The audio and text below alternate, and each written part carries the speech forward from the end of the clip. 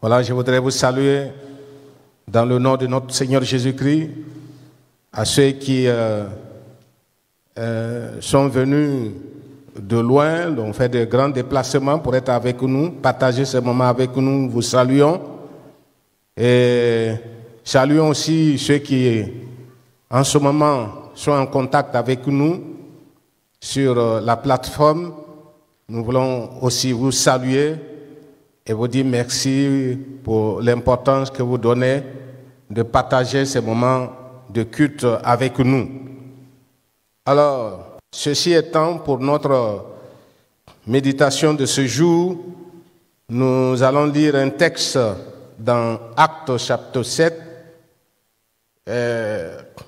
Nous allons lire, normalement c'est au verset 54, mais nous allons lire à partir du 51 pour mieux comprendre jusqu'au verset 60. Voilà, je lis ceci. Actes chapitre 7, verset 51. Actes chapitre 7, verset 51. Voilà, n'allez pas chercher dans l'Ancien Testament, ça est dans le Nouveau Testament.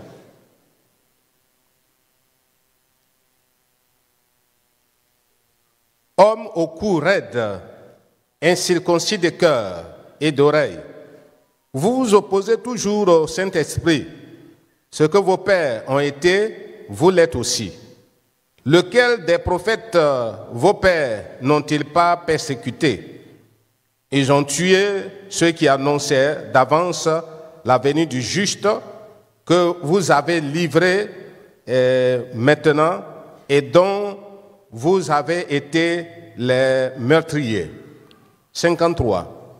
Vous qui avez reçu la loi d'après des commandements d'anges et qui ne l'avez point gardée. Verset 54. En attendant ces paroles, ils étaient furieux dans leur cœur et ils grinçaient des dents contre lui. Mais Étienne, rempli du Saint-Esprit et fixant les regards vers le ciel, vit la gloire de Dieu et Jésus debout à la droite de Dieu. Amen. Verset 56, il dit, « Voici, je vois les cieux ouverts et le Fils de l'homme debout à la droite de Dieu. » 57, ils poussèrent alors de grands cris en se bouchant les oreilles et ils se précipitèrent pour tous ensemble sur lui, le traînèrent hors de la ville et le lapidèrent. Les témoins déposèrent leurs vêtements aux pieds d'un jeune homme nommé Saul. Et ils lapidèrent Étienne qui priait et disait, « Seigneur Jésus, reçois mon esprit. » Puis s'étant mis à genoux, il s'écria d'une voix forte, « Seigneur, ne leur impute pas ce péché. » Et après ces paroles, il s'endormit. Amen. Que la parole de Dieu soit bénie dans nos cœurs. Nous disons que le thème de l'année, par le Saint-Esprit, bâtissons nos vies pour relever de nouveaux défis. Partant de là encore, j'ai pris comme thème de ce jour le Saint-Esprit et la foi, éléments fondamentaux pour relever les défis. Le Saint-Esprit et la foi, éléments fondamentaux pour relever les défis. Donc, quand nous disons relevons des défis, on peut se poser la question, quels sont les éléments fondamentaux? Nous disons qu'il y a le Saint-Esprit et il y a la foi. Le texte que nous venons de lire nous parle d'un homme de Dieu, disons, c'est un diacre d'ailleurs, Étienne. Étienne,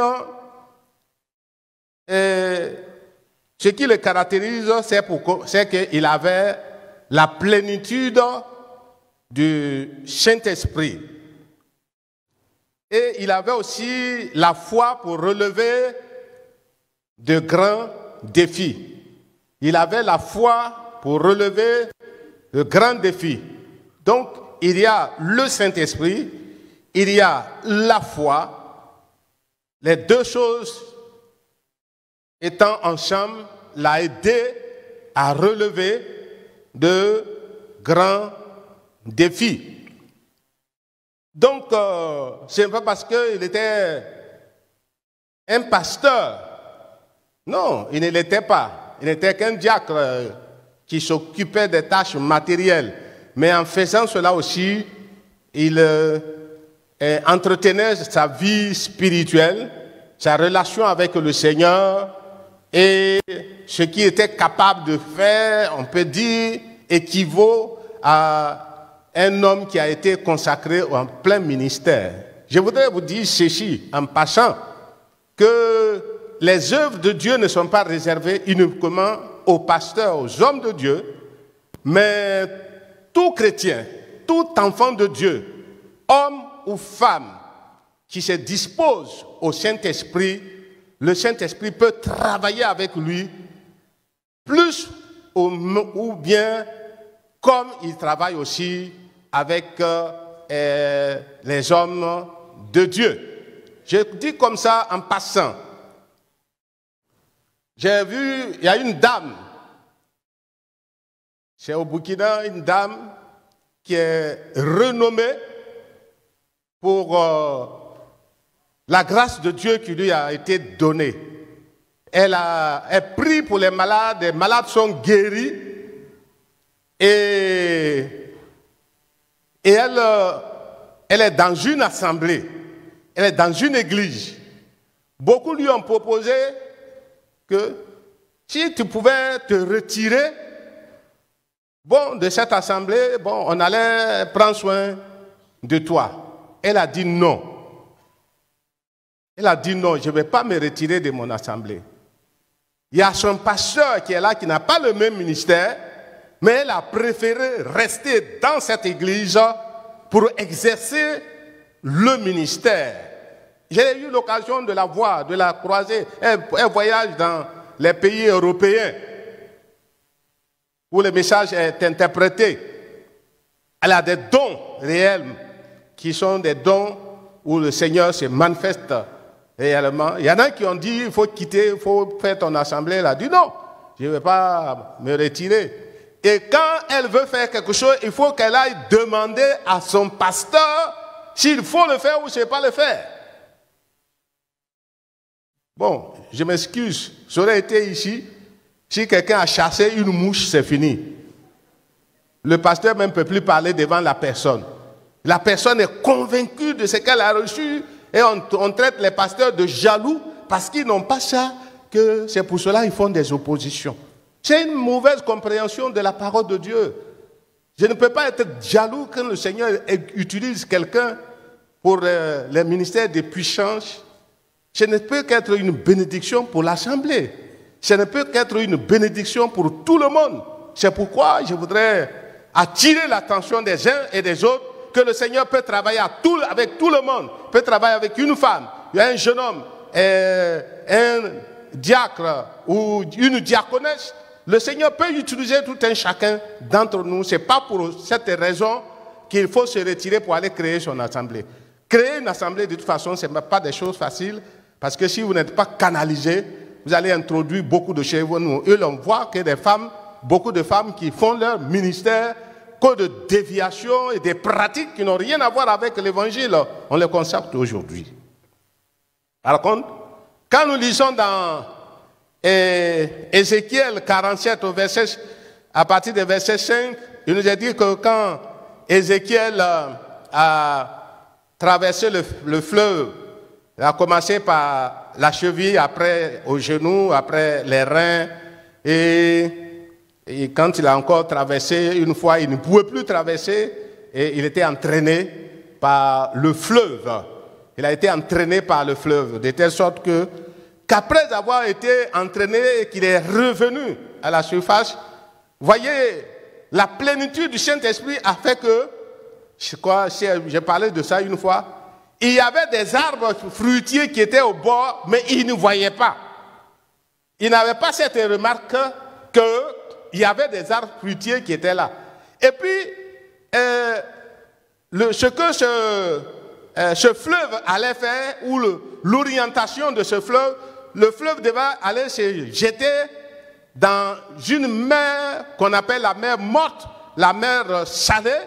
Et quand elle va se jeter, ce fleuve va se jeter là-bas, les fleuves seront assainis, tout ce qui est mort va reprendre la vie. Naturellement, il connaissait ces choses, il côtoyait ces choses, mais c'est que par le Saint-Esprit que sa conscience a été relevée, que le défi a été relevé. Bien-aimés, voilà un peu ce que nous voyons de la part de Étienne.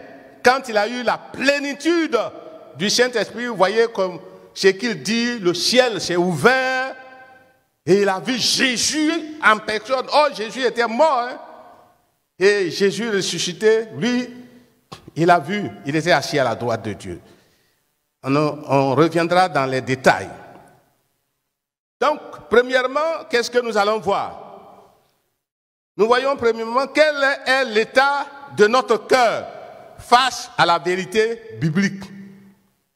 Parce que cet homme-là, quand il a commencé à parler, il a parlé de la parole de Dieu.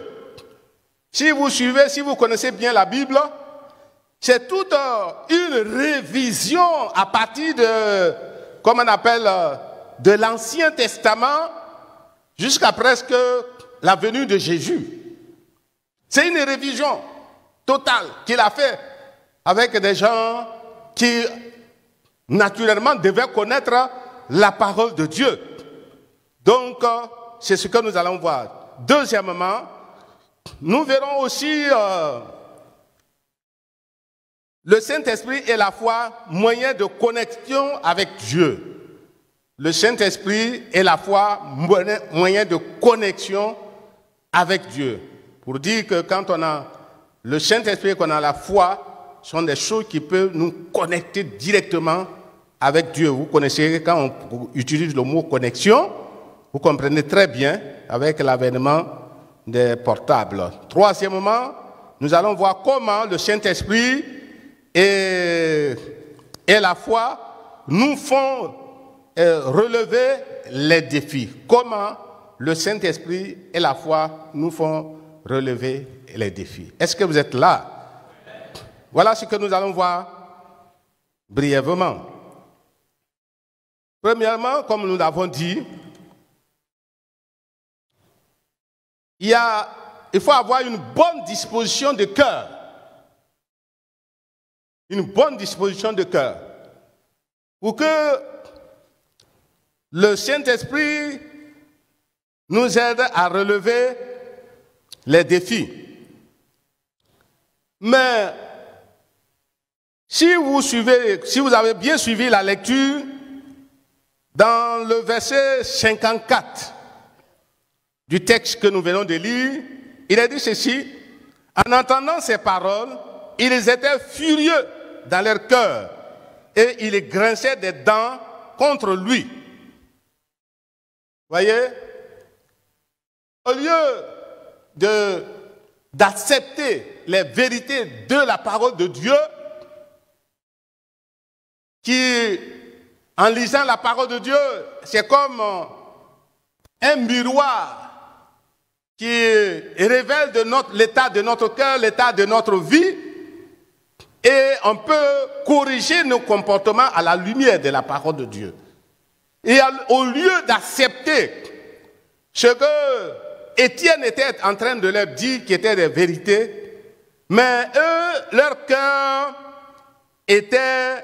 ils étaient furieux dans leur cœur et ils grinçaient des dents contre Étienne.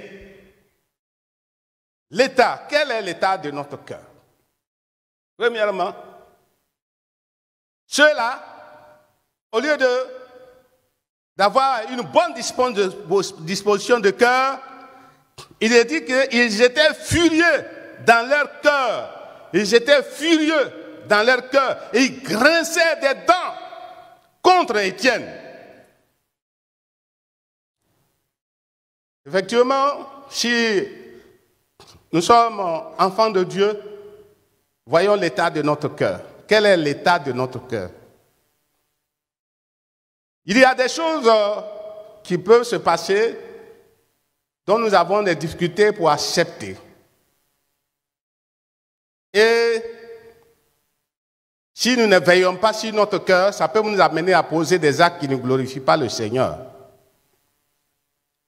Donc, voilà ce qui est dit. Ils grinçaient les dents contre lui. Non seulement ils étaient furieux, mais ils grinçaient les dents. Bien-aimés frères et sœurs, en tant qu'enfants de Dieu, des gens qui connaissent la parole de Dieu, Étienne ne parlait pas à des inconvertis, il parlait à des croyants. Quelqu'un a dit, pour régler un problème avec un païen, on a beaucoup plus de facilité. Mais pour régler un problème avec des chrétiens, il n'y a pas de situation plus difficile qu'avec les chrétiens. Ils connaissent, mais sciemment ils le font. Le païen dira, comme l'homme de Dieu a parlé, c'est fini. Mais le chrétien dira, si tu veux, va le dire au pasteur principal, il va me faire quoi? Vous êtes là? Donc, et le chrétien, quand il détient une situation dans son cœur, c'est difficile de lui enlever. De la rancune, de la rancœur. Quelle est la disposition de ton cœur? Quelle situation tu vis? Il y a des situations qu'on peut vivre qui ne nous plaisent pas. Ça peut être dans ton foyer, contre ton mari. Vous savez, si vous êtes une sœur, par exemple, que votre mari a des comportements vraiment qui n'est pas bien, et que vous connaissez que ça, c'est pas normal, tout de suite, dans votre cœur, là, il y a la colère. On se met en colère contre lui. Il sait ça. Comment nous deux, on a souffert. Mais aujourd'hui, voilà ce qu'il est en train de me faire. Et vous regardez la personne pour garder rancune contre lui. Et vous savez, quand vous gardez rancune contre quelqu'un là, vous dormez avec lui et vous vous réveillez avec lui. C'est-à-dire, quand tu te couches et que tu te réveilles net, la première pensée qui vient dans ton cœur, c'est celui qui te fait du mal. Et grincer dedans. Pourquoi?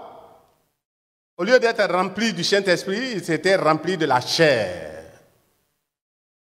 Il était rempli de la chair. Contrairement à Étienne. Vous voyez, Caïn et Abel ont fait leur offrande à Dieu. Dieu a apporté un regard favorable à l'offrande d'Abel. Mais au lieu que Caïn soit content, mais la Bible nous dit que Caïn, il n'était pas du tout content du fait que Dieu n'a pas approuvé son offrande. Et même Dieu va lui dire, mais il dit, pourquoi ton visage est abattu? Le péché se couche à ta porte. Ne te laisse pas dominer par le mal, mais domine le péché. Mais il a renfermé son cœur. Et un jour, ils étaient dans les champs à deux. Il s'est jeté sur son frère et il l'a tué. Ça ressemble à ce texte que nous venons de dire.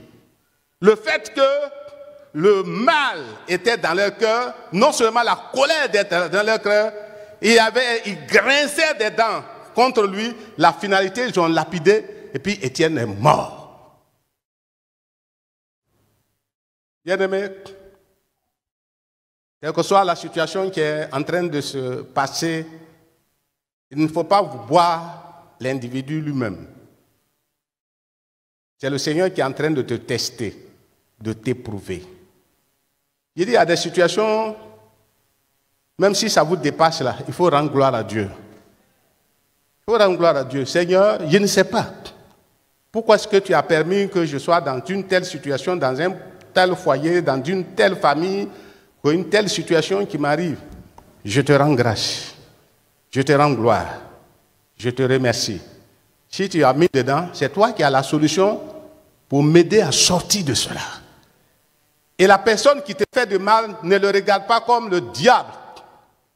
Mais regarde-le, il faut avoir pitié de la personne. Que ce n'est pas de son propre chef, mais il est poussé par le diable, il est utilisé par le diable pour vous faire du mal. Mais le plus souvent, c'est des expériences qu'on est en train de faire et tôt ou tard, le Seigneur va relever les défis. Raison pour laquelle, bien-aimés, je ne dirais pas qu'on n'aura pas de problèmes, de difficultés, on en aura, mais faisons beaucoup attention. Dans Matthieu chapitre 15, verset 19, il dira ceci, que c'est du cœur de l'homme que viennent les mauvaises pensées. Et ces mauvaises pensées, il y a le meurtre, il y a les adultères, il y a l'impudicité, il y a le vol, il y a les faux témoignages, il y a les calomnies. Le faux témoignage, il y a les calomnies. Donc, quand notre cœur n'est pas bien disposé, nos pensées se portent uniquement vers ce qui est mauvais. Si effectivement ce n'est pas une persécution, l'idée du vol, ça vient par les pensées. L'idée de l'impudicité, de l'adultère, ça vient des pensées. Le fait de calomnier un frère, une sœur, vous voyez, c'est dans la pensée. Des frères et des sœurs qu'on calomnie, on salit. Peut-être que ce qu'on dit sur la personne, c'est vrai. Mais quel but on veut atteindre en le salissant, en le dénigrant, en l'exposant? Bien-aimés frères et sœurs, voilà ce qui était l'auditoire qui a écouté Étienne au lieu d'accepter les vérités fondamentales de la parole de Dieu. Ils ont fermé les cœurs, ils ont tué Étienne. Mais ça a contribué au bien d'Étienne, au contraire. La deuxième pensée, toujours en ce qui concerne l'état du cœur. Voyons Étienne, au verset 55. Il a dit ceci, mais Étienne, rempli du Saint-Esprit et fixant les regards vers le ciel, vit la gloire de Dieu et Jésus-Christ debout à la droite de Dieu. Voilà, pour ce qui concerne Étienne, il était rempli du Saint-Esprit. Rempli du Saint-Esprit. Le Saint-Esprit, il était rempli, son cœur était rempli, sa vie était remplie du Saint-Esprit. Pendant que les autres le dénigraient, pendant que les autres menaçaient à le faire mourir, mais lui recherchait la plénitude du Saint-Esprit. Il recherchait la présence du Saint-Esprit dans sa vie. Ce qui était suffisant, pleinement suffisant. Et si nous lisons par exemple, par rapport à la plénitude du Saint-Esprit, Éphésiens chapitre 5, verset 18, nous verrons comment quelqu'un qui est rempli du Saint-Esprit se comporte.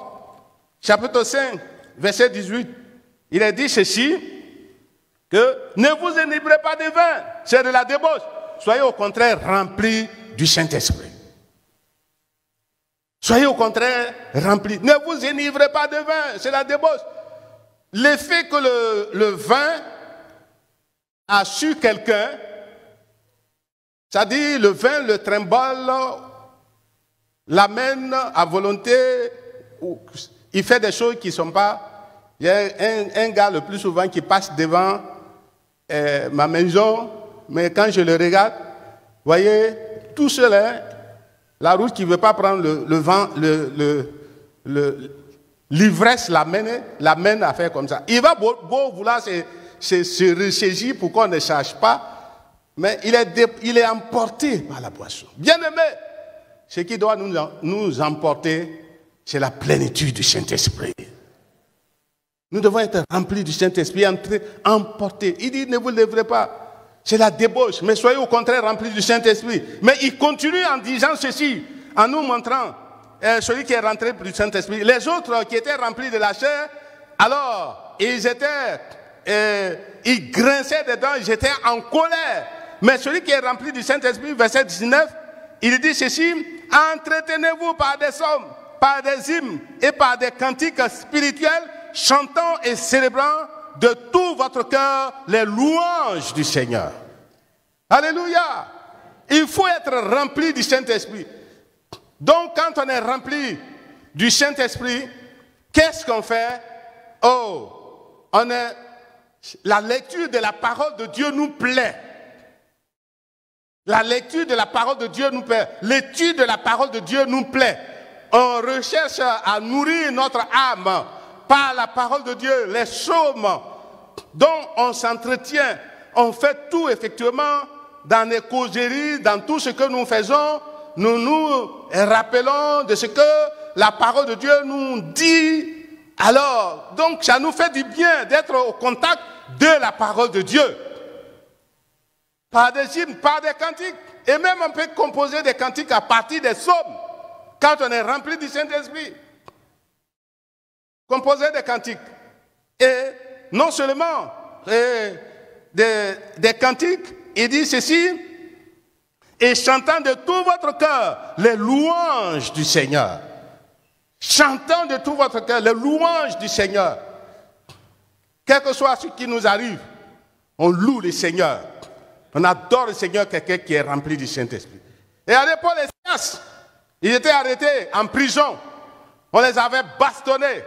On les avait jetés en prison. Et puis on a mis des sceptres aux pieds, c'est-à-dire des bois, qu'on a mis les mains, les pieds dedans. On les a enchaînés et ils étaient en prison. Pendant ce temps, ils étaient en train, ils pouvaient même maudire l'État, maudire ceux qui les ont jetés dans la prison, maudire les geôliers. Mais à une période où il faisait tard, la nuit, au milieu de la nuit, la Bible nous dit qu'ils ont commencé à chanter et à louer le Seigneur.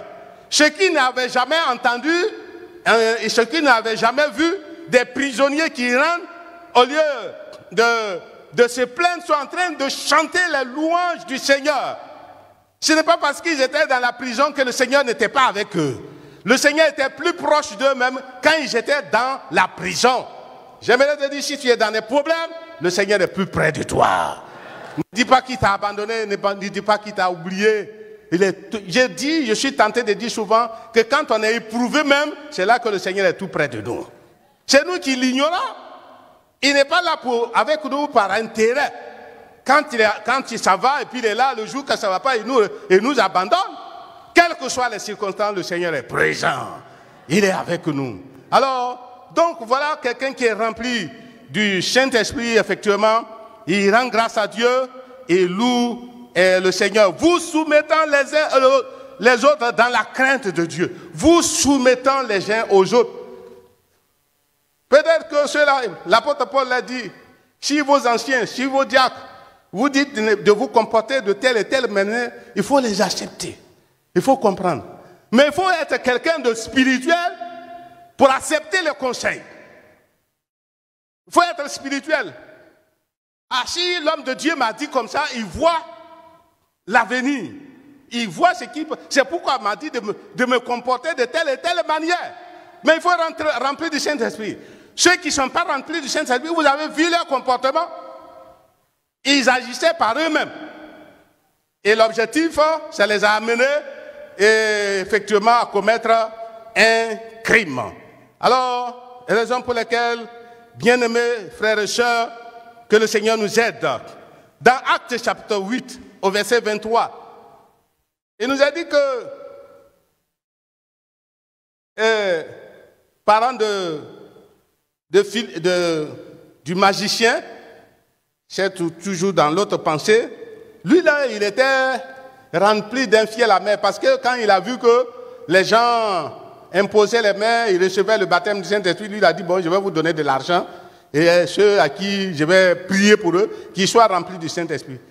Pierre a dit, mais tu ne sais pas que tu es rempli d'infiel amer et d'une mauvaise attitude, donc que le Seigneur nous aide à ne pas être remplis de mauvaises pensées, de mauvais désirs. Mais je vous ai dit tout à l'heure, montré tout à l'heure, que quelqu'un qui est rempli du Saint-Esprit, son comportement est complètement différent de celui qui n'est pas rempli du Saint-Esprit. C'est pour cela, par le Saint-Esprit, nous pouvons relever de nouveaux défis. Amen. Donc, deuxièmement,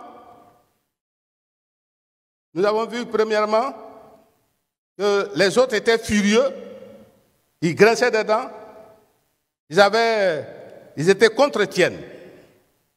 Le deuxième point, c'est que Étienne, comparativement à Étienne, lui, il était rempli du Saint-Esprit.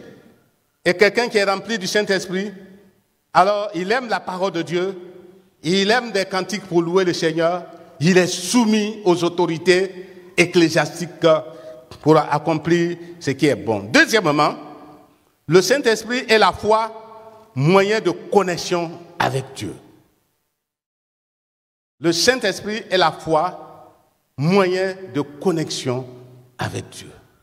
Vous savez ce que c'est que la connexion? Tout de suite, étant ici, si le réseau existe, que ce soit en France, que ce soit aux États-Unis, que ce soit dans n'importe quel pays, il suffit d'avoir le code et de faire automatiquement, vous avez avoir le contact avec la personne. Pour ce qui concerne Étienne, au verset 55 du passage que nous venons de lire, il est dit, et Étienne, rempli du Saint-Esprit et fixant les regards vers le ciel, vit la gloire de Dieu et Jésus debout à la droite de Dieu. Voilà comment il a fait. Quelqu'un qui est rempli du Saint-Esprit, il ne regarde pas aux choses de la terre, mais il regarde les choses du ciel. Ses regards se lèvent vers le ciel. C'est pourquoi il y a le cantique que nous disons ici, je lève les yeux vers les montagnes. D'où me viendra le secours? Le secours me vient de l'Éternel qui a fait les cieux et la terre. Il regarde, il lève les yeux vers le ciel. Voilà ce qui est la connexion, les regards, automatiquement. Oui. Et si effectivement, un autre cantique qui dit, vers Jésus, lève les yeux et contemple son visage merveilleux. Et les choses de la terre pâliront peu à peu si tu lèves les yeux vers Jésus. Si tu lèves les yeux vers Jésus, les choses de la terre pâliront peu à peu. Ce matin, bien-aimés frères et sœurs, que le Seigneur nous aide à lever les yeux de la foi. C'est pour cela que Jésus va dire ceci dans l'évangile selon Jean, chapitre 16, au verset 17. Jésus dira ceci, que cependant, je vous dis la vérité, il vous est avantageux que je m'en aille, car si je ne m'en vais pas, le Saint-Esprit ne viendra pas vers vous. Mais si je m'en vais, je vous l'enverrai. Et quand il sera venu, il convaincra le monde en ce qui concerne le péché, la justice et le jugement. En ce qui concerne le péché, parce qu'il ne croit pas en moi. La justice, parce que je vais au Père et que vous ne me verrez plus. Jugement, parce que le prince de ce monde est déjà jugé. J'ai encore beaucoup de choses à vous dire, mais vous ne pouvez pas les porter maintenant. Mais quand le Saint-Consolateur sera venu, l'Esprit de vérité, il vous conduira dans toute la vérité, car il ne parlera pas de lui-même, mais il dira tout ce qu'il aura entendu et il vous annoncera les choses à venir. Voilà ce que le Saint-Esprit, il vous est avantageux que je m'en vais. Si je ne viens pas, je ne vais pas, le Saint-Esprit ne viendra pas. Mais quand le Saint-Esprit viendra, il établira la connexion entre vous et Dieu, entre nous et Dieu. Le Saint-Esprit n'est pas une force quelconque. Le Saint-Esprit, c'est l'avocat. Le Saint-Esprit, c'est le consolateur. Le Saint-Esprit, c'est la liaison qui est établie entre nous et Dieu. Le Saint-Esprit, c'est une personne. C'est une personne. Quand le Saint-Esprit viendra, c'est pour cela qu'il faut prendre l'affaire du Saint-Esprit au sérieux. Jésus est parti, tu ne vois pas Jésus. Mais quand il est parti, il a envoyé le Saint-Esprit. C'est pourquoi il faut l'avoir avec soi pour avoir une bonne connexion au ciel. Il faut l'avoir avec soi. Quelqu'un, je ne sais pas si c'est Yonggi Cho, qui parlait au Saint-Esprit, quand il va aller faire une réunion, il dit au Saint-Esprit, lève-toi, allons-y. Ce n'est pas une puissance, une force quelconque, invisible, mais il est là, c'est une personne qui est là. Et réalisez-le qu'il est là, qu'il est avec vous. Il est à nos côtés. C'est celui-là qu'il a envoyé. C'est pourquoi il est avantageux que je m'en aille. Quand Jésus était là, quand il est à Yangon, il n'est pas en même temps ici. Parce que physiquement, il était sur la terre. Mais ce matin, ce qui est merveilleux, le Saint-Esprit étant venu, ceux de New York ou de Washington sont en train d'expérimenter le Saint-Esprit. Le même esprit est avec nous ce matin. Raison pour laquelle, bien aimé, il n'y a pas un endroit où il y a obstacle avec le Saint-Esprit. Et la connexion, les portes peuvent être fermées, mais une fois que vous composez que le réseau est là, avec les portes fermées, la connexion se rétablit. Vous pouvez parler avec quelqu'un, les portes fermées. Ceux qui sont dans les voitures, pourquoi est-ce qu'on contrôle pour ne pas qu'ils parlent au téléphone? Parce que même les vitres sont fermées. Vous pouvez parler avec quelqu'un, la connexion est là. Et lorsqu'on est en connexion avec quelqu'un, même dans la voiture, vous oubliez que vous êtes sur la route et tout ce qui dit votre esprit est capté par ce qui est dit. Raison pour laquelle, bien-aimés frères et sœurs, si vous avez négligé le Saint-Esprit, vous avez négligé l'élément principal qui vous connecte avec le Père.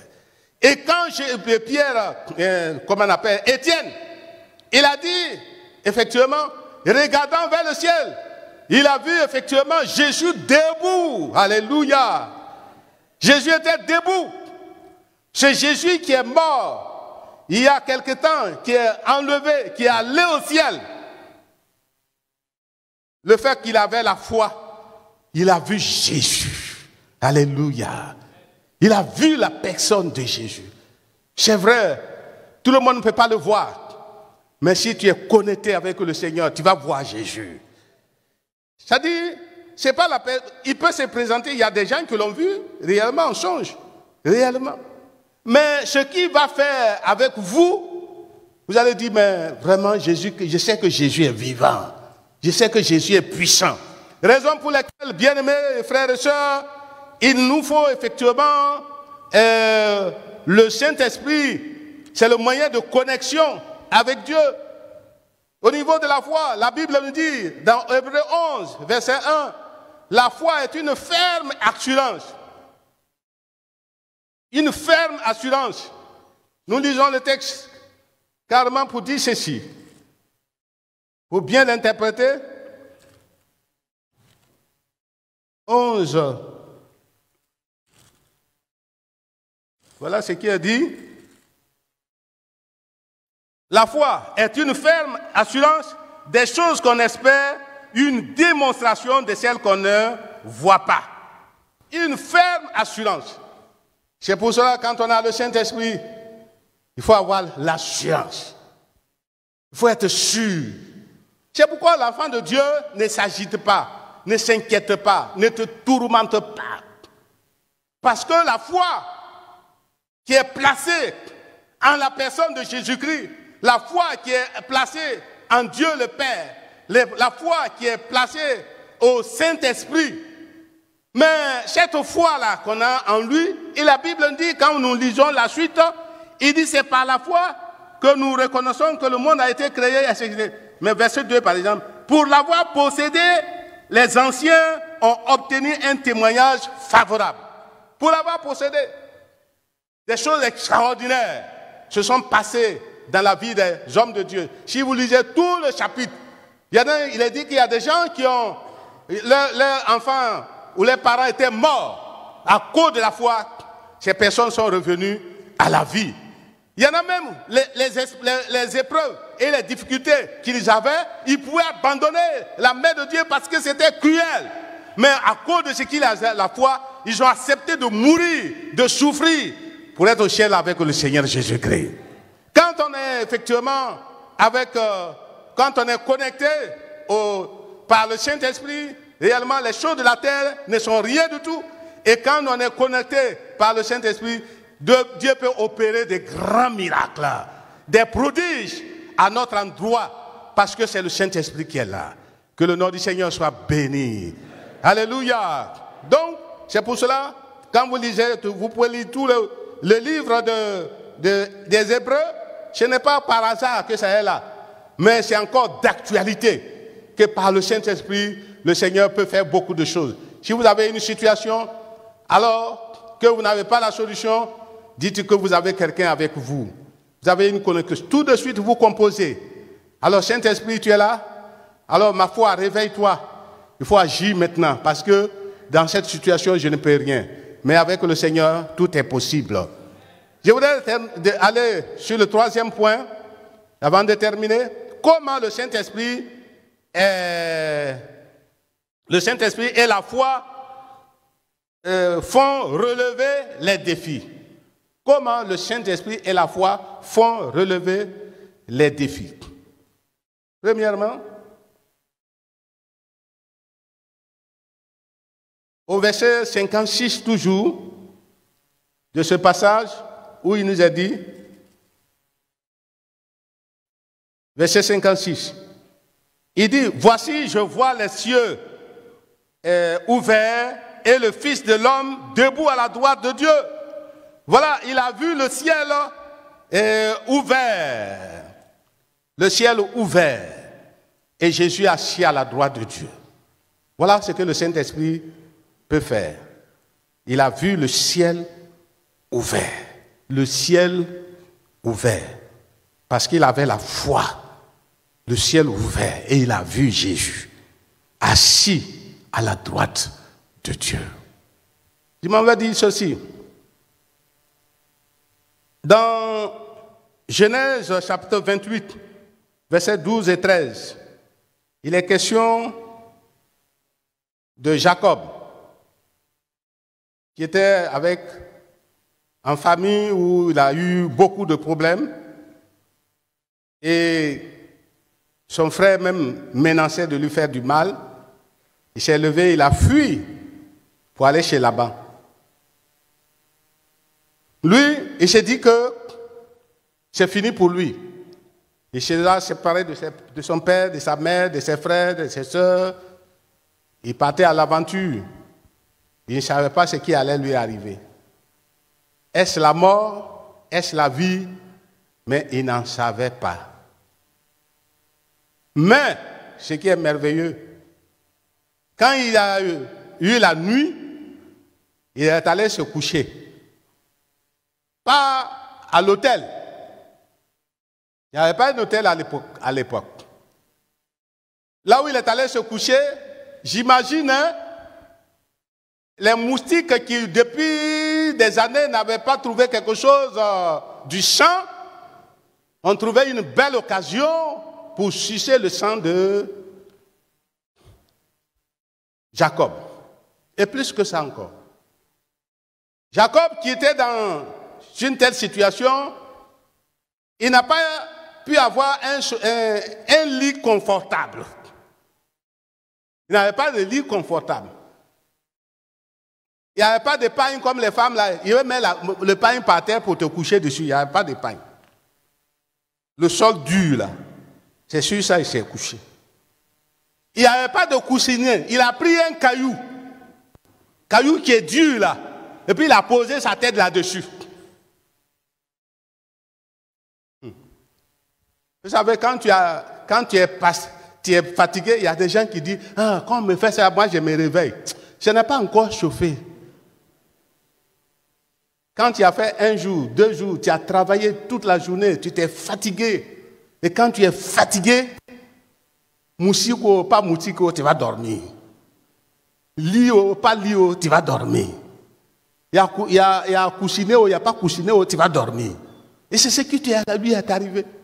Il ne savait pas ce qui allait lui. Pendant qu'il dormait, voilà, il a vu une échelle qui quittait le ciel et qui venait par terre. Et il a vu des anges de Dieu qui descendaient et qui remontaient. Et au-dessus de l'échelle, il y a une voix qui lui fait dire ceci: je suis le Dieu d'Abraham, je suis le Dieu de Jacob. Alors la terre sur laquelle tu es couché, je vais te la donner. Toutes les possibilités, ta postérité sera bénie. Je voulais dire ce matin à quelqu'un, tu es venu ici ce matin, tu ne savais pas que Dieu allait t'adresser une parole. Tu ne t'y attends pas que Dieu s'occupe de toi. Tu dis que tes problèmes sont tels que qui me connaît?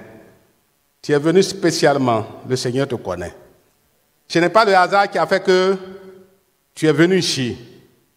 C'est conduit par Dieu. Toi qui m'écoutes ce matin, c'est conduit par Dieu que tu es sur la ligne en train d'écouter présentement. Et vous qui êtes assis, ce n'est pas le hasard. Ta condition de vie va changer. Ta condition de vie va changer. Ce que tu ne t'attendais pas à voir, tu vas voir. Le ciel est ouvert et les anges de Dieu descendent et montent. Et au-dessus de l'échelle, une voix qui lui dit: je suis le Dieu d'Abraham, je suis le Dieu d'Isaac. La terre sur laquelle je t'ai couché, je te la donnerai. Ce matin, Dieu ne va pas t'abandonner. Tu n'es pas venu par hasard. Dieu a une promesse pour toi. Et cette promesse doit s'accomplir pour toi. Tu n'es pas venu te balader sur la terre et être un accompagnateur des autres. Mais tu es venu parce que Dieu a un but pour toi. Dieu a un programme pour toi. Et ce matin, c'est le jour de l'accomplissement de cette promesse. Est-ce que vous croyez à cela? Et quand il s'est réveillé, il n'a pas négligé. Il a pris la pierre, il l'a déposée. Et puis il a fait une prière. Si tu m'accompagnes, si je m'en vais et si je reviens, ce lieu-là, je vais construire une maison pour toi. Si je m'en vais et si je reviens, je vais construire une maison. Et il va plus loin. Je vais te donner même la dîme de tout ce qui doit te revenir. Il y a des gens, quand ils sont bénis, ils oublient ce qu'ils doivent faire pour Dieu, leur devoir et leur responsabilité. Mais dis-toi que le Seigneur veut te bénir. Il partait à l'aventure. Il se disait que c'était fini. Mais sur son chemin, il a rencontré Dieu qui lui a parlé. Et ce matin, c'est ce qui est de ton partage. Dans Malachie, chapitre 3, verset 10, quelqu'un, je crois, Mme Kofi lisait ce matin, que le Seigneur dit: mettez-moi de la sorte à l'épreuve, et vous verrez si je n'ouvrirai pas pour vous les écluses des cieux pour vous envoyer la bénédiction. Mettez-moi de la sorte, et voyez, si je n'ouvre pas, c'est qu'il y a quelqu'un qui ne donne pas sa dîme, qui ne donne pas ses offrandes comme il se doit. Mais c'est Dieu qui dit: mets-moi à l'épreuve, et tu verras ce qui va se passer. Je vais ouvrir les écluses des cieux. La sœur qui a fait la lecture, elle a rendu témoignage de ce que le Seigneur a fait au travers d'elle. Et c'est vrai, quand on veut rentrer dans les considérations de ce que, chaque fois je me rappelle, quand on a fait les offrandes on devait faire la pose de la première pierre. Je vous dis très souvent, la pose de la première pierre.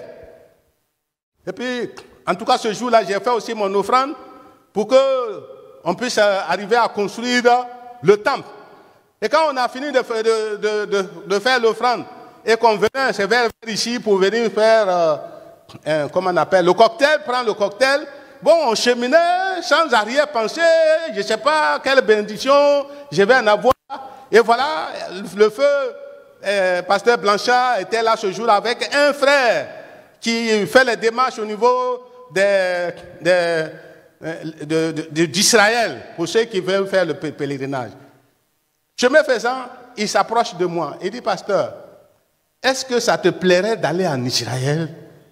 J'avais envie de le dire comme le paralytique qui était couché au bord de Bethesda. Je dis, je n'ai personne pour me jeter dans l'eau quand l'eau est agitée. Je n'ai personne. Il dit, bon, le mardi, tu viens me voir. L'État a donné de l'argent pour que tu puisses aller en Israël. Je n'ai rien fait. Je ne m'attendais pas ce jour à avoir une bénédiction. C'est tombé sur ma tête comme ça. C'est comme ça avec Dieu. Si tu as un bon état de cœur, les bénédictions viendront tomber sur toi. Ce que tu ne t'attends pas, c'est ça que tu vas avoir. Mais quand tu as le cœur fermé, Dieu aussi ferme son robinet. Deuxième élément sur lequel, vous voyez les premiers chrétiens, dans Acte 2, le jour de la Pentecôte, la Bible dit, le pasteur qui a prêché ici a parlé de tout à coup.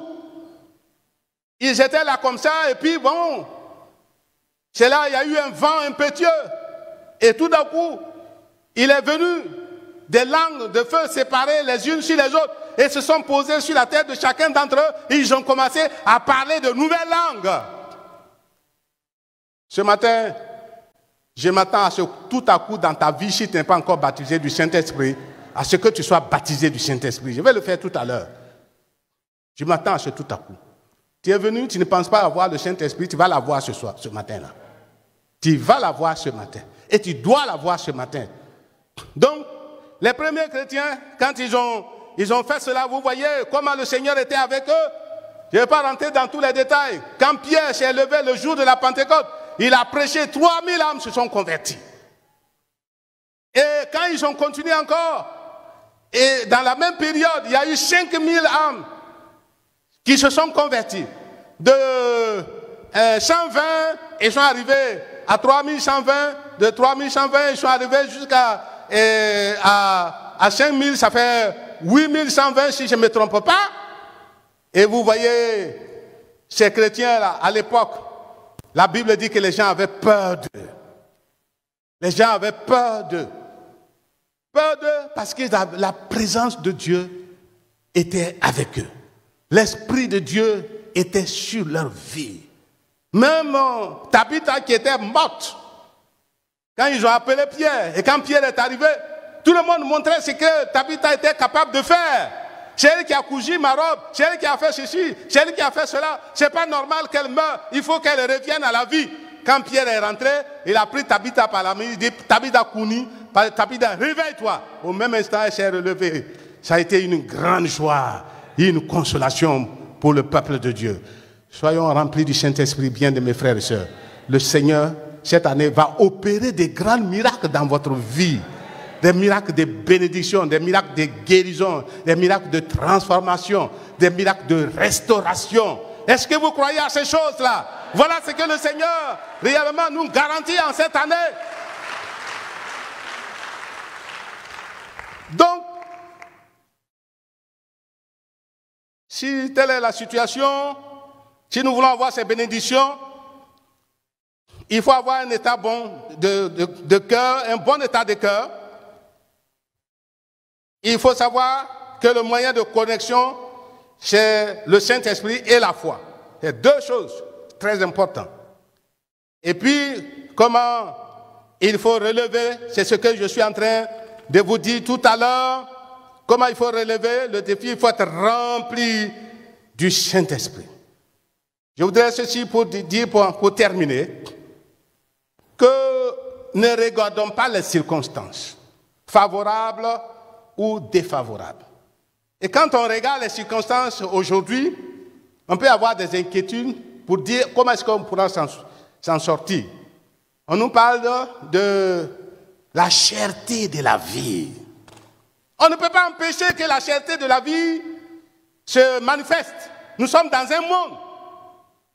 Si quelqu'un vous dit que notre monde sera meilleur, il vous a trompé. Il vous a menti. Notre monde ira de mal en pire. Mais je voudrais vous dire et vous lancer ces défis, mais de tout temps, quand effectivement les circonstances sont défavorables, les enfants de Dieu ont toujours eu la solution à leurs problèmes. Et allez, la veuve de Sarepta, une veuve, c'est autant de difficultés que effectivement la farine n'a pas manqué, l'huile n'a pas manqué, pendant que a duré le temps de la famine jusqu'à ce qu'il pleuve. Je voulais vous dire, quand on a commencé les travaux, je suis venu à Port-Bordeaux ici, c'est en des temps 2001, 2002, c'est le temps des crises qu'on a commencé à vouloir chercher un terrain ici. Et Dieu a permis que nous puissions avoir le terrain. Sans le secours, la coopération, la participation de qui que ce soit. Je me rappelle encore, docteur Kwame là, quand on a fait une rencontre un jour, il y en a qui ont dit, on a des parents aux États-Unis, on va t'envoyer faire une tournée et puis tu vas venir avec de l'argent. Il y en a qui ont dit, on va t'envoyer en France et puis tu vas trouver de l'argent pour venir. Il y en a qui m'ont dit, non, comme l'église de Yopougonga, nous tous on a participé à la construction du temple de l'église de Yopougonga, on va retourner là-bas pour les voir, pour qu'ils nous aident à avoir de l'argent pour continuer. On n'avait pas les moyens. On n'en avait pas. J'ai dit aux frères, je n'irai ni aux États-Unis, je n'irai ni en France, je n'irai ni à Yopougonga, l'argent viendra de vos poches. Est-ce que l'argent n'est pas sorti? Vous-même, vous êtes étonnés. Et les gens autour de vous sont étonnés. Il dit, dans la poussière, ici, là, une telle maison est sortie. Mais de la poussière, le Seigneur relève l'indigent pour le faire asseoir, pour faire un job avec les grands de son temps. Quel est ton problème que le Seigneur ne peut pas relever, ne peut pas résoudre? Sois rempli du Saint-Esprit. Sois rempli du Saint-Esprit. Et foi dans le Seigneur. Ce qui est impossible devient possible. Que ce soit le mariage, ne t'inquiète pas. Que ce soit dans n'importe quelle circonstance, ne t'inquiète pas. Le Seigneur est souverain. Le Seigneur va agir. Nous allons prier ensemble le Seigneur. Est-ce qu'on va se tenir debout? Voilà les défis à relever. Étienne, il a été lapidé, il est mort. Mais il a vu le ciel ouvert. Et puis vous voyez ce qu'il a dit? Il dit, je te remets mon esprit. Il a rendu l'esprit. Il s'est endormi. Il n'a pas dit qu'il est mort. Il dit, il s'est endormi. Quelqu'un qui dort, il va se réveiller. Ce matin, prions le Seigneur. Le Seigneur va faire quelque chose pour toi. Le Seigneur va faire... Il faut prier.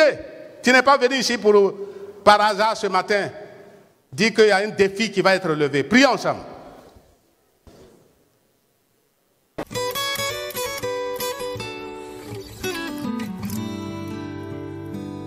Les yeux racontent tes merveilles.